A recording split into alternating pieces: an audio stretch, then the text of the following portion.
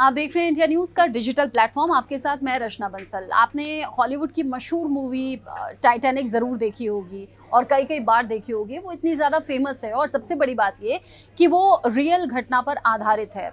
उसे इस तरीके से बड़े पर्दे पर उतारा गया कि लोगों को वो एहसास वाकई बड़े पर्दे पर देखकर हुआ कि क्या उस वक्त हुआ होगा, कैसे टाइटैनिक डूब गया और कैसे लोगों की जान चली गई, कितना भयानक वो हादसा रहा। लेकिन आप जानते हैं, टाइटैनिक जहां अटलांटिक महासागर में डूबा, आज भी उसके निशान वहां पर दिखाई देते हैं और लोग उसे देखने के लिए वहां पर करोड़ों रुपए खर्च करते हैं। लेकिन इसी से जुड़ा एक बड़ा अपडेट है जो कि चिंता भी पैदा कर रहा है। 1912 में टाइटैनिक डूबा था और टाइटैनिक जहाज जहां डूबा था वहां उसका मलबा आज भी है और उस मलबे तक पहुंचने के लिए लोग करोड़ों रुपए खर्च करते हैं, उस मलबे को करीब से देखते हैं और इसमें पनडुब्बी का सहारा लिया जाता है। वो पनडुब्बी जिसमें एक बार में करीब 5 लोग बैठ सकते हैं, पैर पसार के भी नहीं बैठ सकते, लिमिटेड तरीके से बैठ सकते हैं और आराम करने की कोई व्यवस्था नहीं है। खाने पीने का सामान बहुत लिमिटेड ले जा सकते हैं और नीचे समंदर की गहराई में जाने से लेकर ऊपर वापस आने तक करीब करीब 8 घंटे का वक्त लगता है। इसमें 2 घंटे आने के लगते हैं, 2 घंटे जाने के लगते हैं और 4 घंटे तसल्ली से उस पनडुब्बी के ज़रिए टाइटैनिक के मलबे को करीब से देखा जा सकता है। अच्छा खासा वक्त 4 घंटे का वहाँ पर मिलता है और ये व्यवस्था उन लोगों के लिए की गई है जो टाइटैनिक को लेकर उत्सुक रहते हैं और उसको करीब से देखना चाहते हैं। अब इसको लेकर बड़ा अपडेट क्या है, आप जानेंगे तो हैरान रह जाएंगे। जैसे मैंने बताया कि टाइटैनिक साल 1992 में डूब गया था ये जहाज़। बीते रविवार को जो सबसे चर्चित जहाज़ है टाइटैनिक, इसका मलबा देखने के लिए पनडुब्बी टाइटन नाम की ये पनडुब्बी है जिसे समुद्र की गहराई में उतारा गया, लेकिन तभी से इस पनडुब्बी को लेकर किसी भी तरह की जानकारी नहीं मिल रही है। पनडुब्बी में 5 अरबपति सवार थे। जैसे मैंने कहा कि करोड़ों रुपए खर्च होते हैं इस एक बार के विजिट के लिए। ऐसे में अरबपति थे जो कि इस पनडुब्बी में गए थे।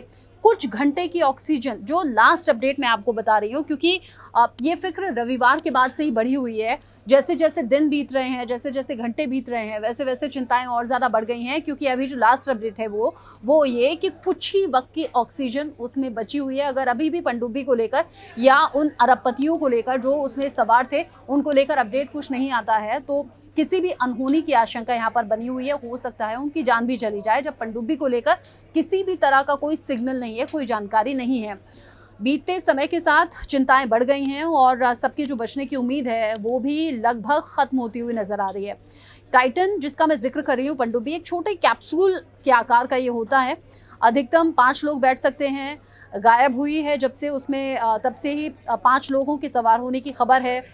ये जो पनडुब्बी होती है करीब करीब 6.5 मीटर लंबी होती है, करीब ये 2.25 मीटर चौड़ी होती है और 2.5 मीटर इसकी ऊंचाई होती है। इसके साइज़ से ही आपको मालूम हो जाएगा, ऐसा नहीं है कि बड़े लग्जरियस तरीके से ये 5 लोग इसमें बैठे होंगे।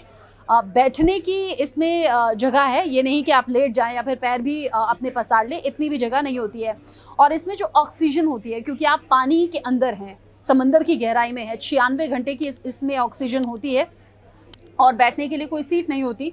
जो फर्श होता है पनडुब्बी का, यानी कि जो फ्लोर होता है, उसी पर बैठकर जाया जाता है।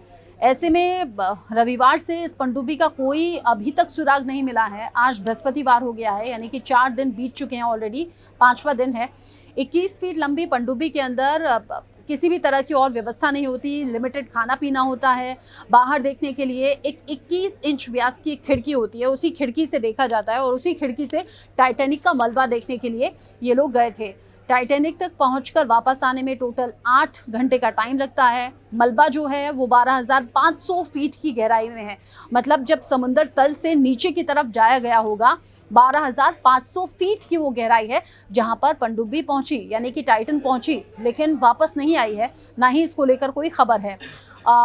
जैसे मैंने बताया, टोटल 8 घंटे का वक्त लगता है और 12,500 फीट की गहराई में जाने के बाद न तो रोशनी होती है, ना किसी तरह की कोई व्यवस्था होती है। ऑक्सीजन तो ऑफ कोर्स नहीं होती है। 96 घंटे की ऑक्सीजन अब वक्त के साथ साथ कम हो गई है, या फिर ये कहिए कि ख़त्म होने की कगार पर है। ऐसे में लोगों की चिंताएं बहुत ज़्यादा बढ़ गई हैं और अब जब आखिरी कुछ वक्त की ऑक्सीजन बची है, ऐसे में जो 5 लोग सवार थे उनके परिवार की चिंताएं भी बढ़ गई हैं।